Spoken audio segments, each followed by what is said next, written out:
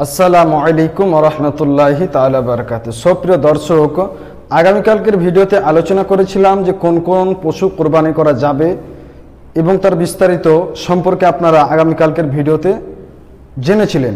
তো আজকের ভিডিওতে যে টপিকটি নিয়ে আপনাদের সামনে আলোচনা করব সেই টপিকটি হলো, যেহেতু আমাদের সামনে ঈদুল আজহা এবং আরবি যে জিলহজ মাস, যেই মাসে আরবি জিলহজ মাসের 10 তারিখে যে আপনার ঈদুল আজহা হয়ে থাকে, কোরবানি হয়ে থাকে, সে আরবি মাসের 1 তারিখ হয়ে গিয়েছে।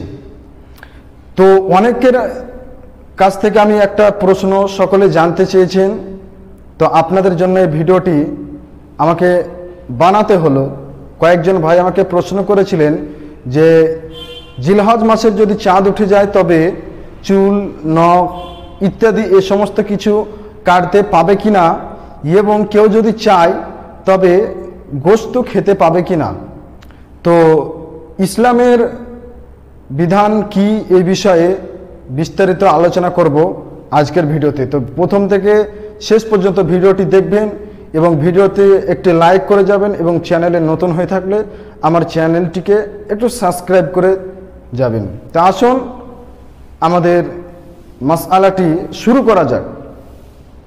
তো প্রথমত যে টপিকটি নিয়ে আলোচনা করতে চলেছি সেটা হলো,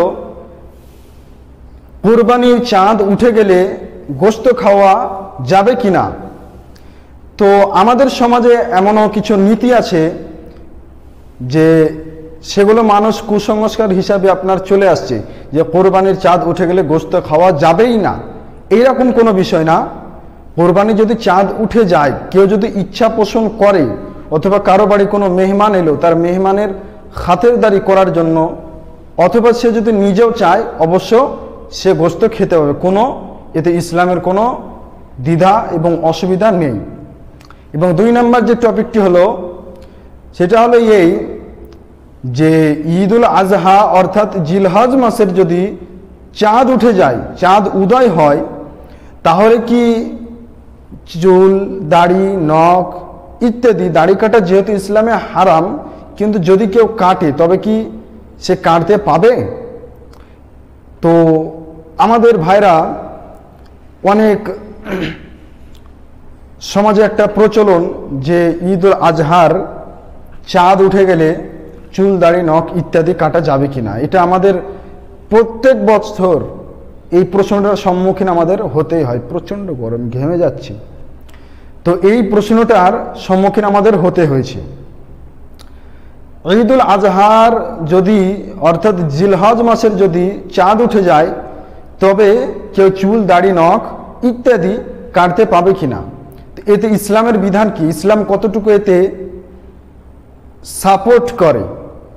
তো বলা হয়েছে, যে ব্যক্তির নামে কোরবানি হবে না সে ব্যক্তি চুল, দাড়ি, নখ ইত্যাদি কাটতে পাবে, এতে কোনো ইসলামের দ্বিধা নেই। কিন্তু যে ব্যক্তির নামে কোরবানি হবে, মেন পয়েন্ট, যে ব্যক্তির নামে কোরবানি হবে সে ব্যক্তি কি কাটতে পাবে? বলা হয়েছে, যে ব্যক্তির নামে কোরবানি হবে সে ব্যক্তি চুল, দাড়ি, নখ ইত্যাদি এ সমস্ত কিছু না কাটাই উত্তম, কিন্তু কাটলে কোনো অসুবিধা বা কোনো অসুবিধা নেই, কাটতে পাবে। তো আমাদের যে দুটো টপিক আলোচনা করলাম, নাম্বার 1 যে কোরবানির চাঁদ উদয় হয়ে গেলে গোশত খাওয়া যাবে কিনা, নাম্বার 2 কোরবানির চাঁদ উদয় হয়ে গেলে চুল, দাড়ি, নখ ইত্যাদি কাটতে পাবে কিনা। তো ওভারঅল যেটা বলা হয়, মানে সমস্ত টপিকের একটা যে সংক্ষিপ্ত আলোচনা, সেটা হলো এই যে কোরবানির চাঁদ উদয় হয়ে গেলে গোশত খেতে পাবে, এতে কোনো ইসলামে দ্বিধা নাই, অসুবিধা নেই। এবং চুল, দাড়ি, নখ যে ব্যক্তির নামে কোরবানি থাকবে সেই ব্যক্তিকে না কাটাই উত্তম, ভালো। যদি কাটে অসুবিধা নেই, কিন্তু না কাটাই উত্তম। এই বিষয়টি হয়তো আপনারা বুঝতে পেরেছেন। আর আপনাদের কাছে একটি আমার আবেদন, যে আমি আপনার নিত্য নতুন ইসলামিক ভিডিও এই চ্যানেলে আপলোড করতে থাকবো, এবং আমার একটি ফেসবুক পেজ আছে, ইসলামিক রিসার্চ সেন্টার। তো আপনারা এই ফেসবুক পেজে গিয়ে দয়া করে একটি ফলো করে দিবেন এবং সেখানেও আপনার ইসলামিক যে কোনো মাসআলা মাসাইল নিয়ে আলোচনা হবে ইনশাআল্লাহ। এবং সামনে থেকে আমি চেষ্টা করব যে সিয়াসিত্তার হাদিস আছে, সেই সিয়াসিত্তার হাদিস থেকে আমি আপনাদের সামনে অধ্যয়ন লেসন আপনার তুলে ধরব। আপনারা যদি পাশে থাকেন ইনশাআল্লাহ আমিও আপনাদের পাশে আছি। তো আমার ওই ইসলামিক রিসার্চ সেন্টার এই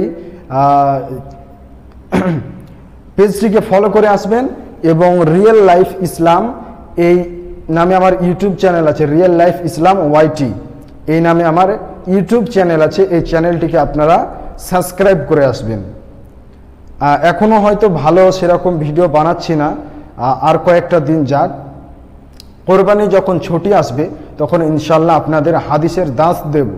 যিনারা হাদিস সিয়াসিত্তার হাদিস মিশকাত শরীফ থেকে আমি শুরু করব ইনশাল্লাহ। আল্লাহ তাআলা যতটুকু আমাকে দিয়েছেন ততটুকু আপনাদেরকে আমি দেওয়ার চেষ্টা করব। আপনারা সকলে আমার জন্য দোয়া করবেন যেন আপনাদের এইরকমভাবে ইসলামিক মাসআলা মাসাইল নিয়ে আসতে পারি আপনাদের সামনে। আমিও আপনাদের জন্য দোয়া করব না, আল্লাহ তাআলা আমাকে